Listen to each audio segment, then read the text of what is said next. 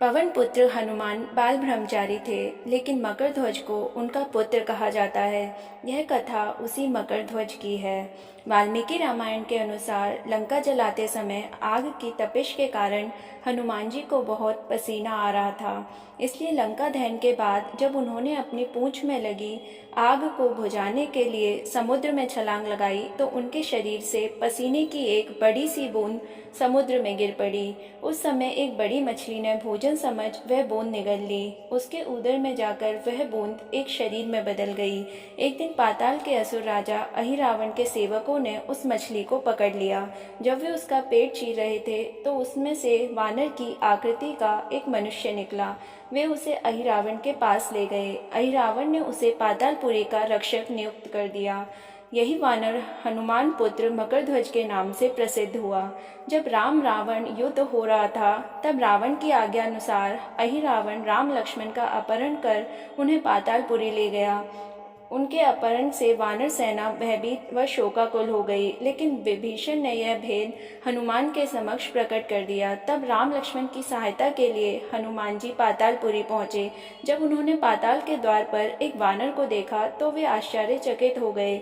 उन्होंने मकरध्वज से उसका परिचय पूछा।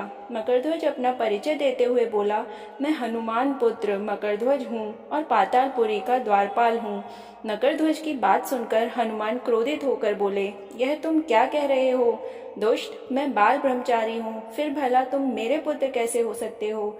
हनुमान का परिचय पाते ही मकरध्वज उनके चरणों में गिर गया और उन्हें प्रणाम कर अपनी उत्पत्ति की कथा सुनाई।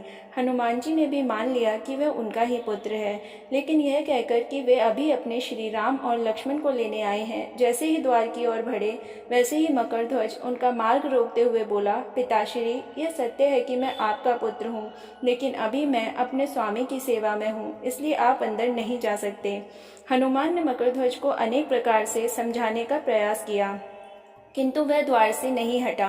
तब दोनों में घोर युद्ध शुरू हो गया। देखते ही देखते हनुमान जी उसे अपनी पूंछ में बांधकर पाताल में प्रवेश कर गए। हनुमान सीधे देवी मंदिर में पहुंचे, जहां अहिरावण राम लक्ष्मण की बलि देने वाला था।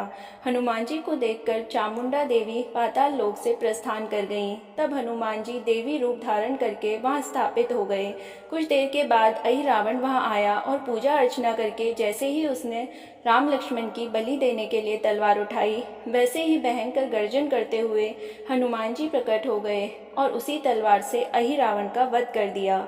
उन्होंने राम लक्ष्मण को बंधन मुक्त किया। तब श्री राम ने पूछा, हनुमान, तुम्हारी पूंछ में यह कौन बंधा है? बिल्कुल तुम्हारे समान ही लग रहा है, इसे खोल दो। हनुमान ने मकरध्वज का परिचय देकर उसे बंधन मुक्त कर दिया। मकरध्वज ने श्री राम के समक्ष सिर झुका लिया।